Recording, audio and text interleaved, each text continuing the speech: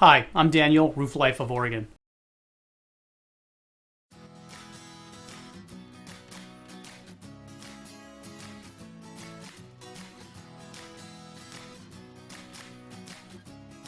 The more edges, the more changes you put in a roof, the more difficult the roof is. If you could just have a straight roof, it's going to work better for you. However, we want our houses to look nice, so we add gables and we add all these nice little touchy-feely things that just make the house really appealing.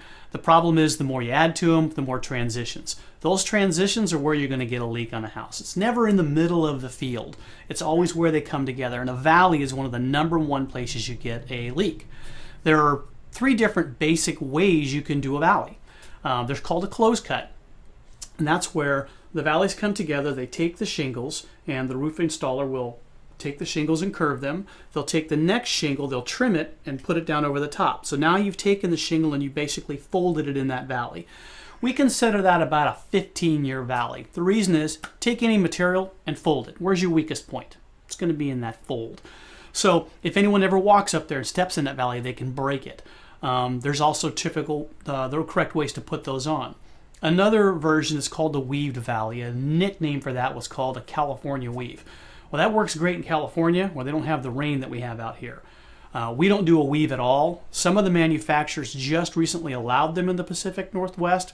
We still don't like to do it. You're actually taking the shingles and you're weaving them in and out of the valley.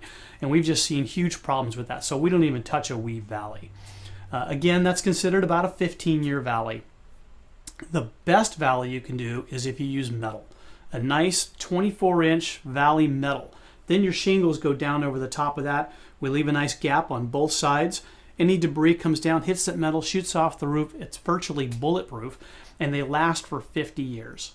And we'll do whichever way you want. We go through, when we put a new roof on, we do a presentation with the homeowners. We explain to them the benefits of the different parts and pieces. We'll do a close cut, but I think after we talk to you in person and show you what can happen with it, 99% of our clients will pick a metal valley. And even putting a metal valley on, there are contractors that say, yep, metal's the way to go, which I agree. They're still the right way to do that. When the shingles go into that valley, when you look at it, they come into a point when they trim them.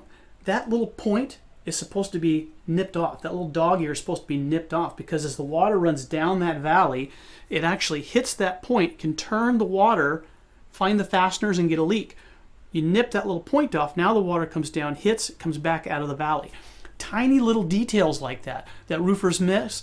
It's a leak 7-10 years down the road, and guess when most roofers leak warranties go out of effect? 7th to 10th year. And that's the national average. 7 to 10 years is how long their workmanship warranties last.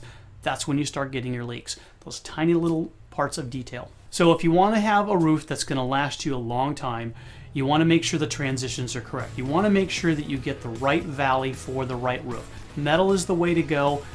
It's the way you're going to get a roof that's going to have all the parts and pieces last with a lifetime shingle.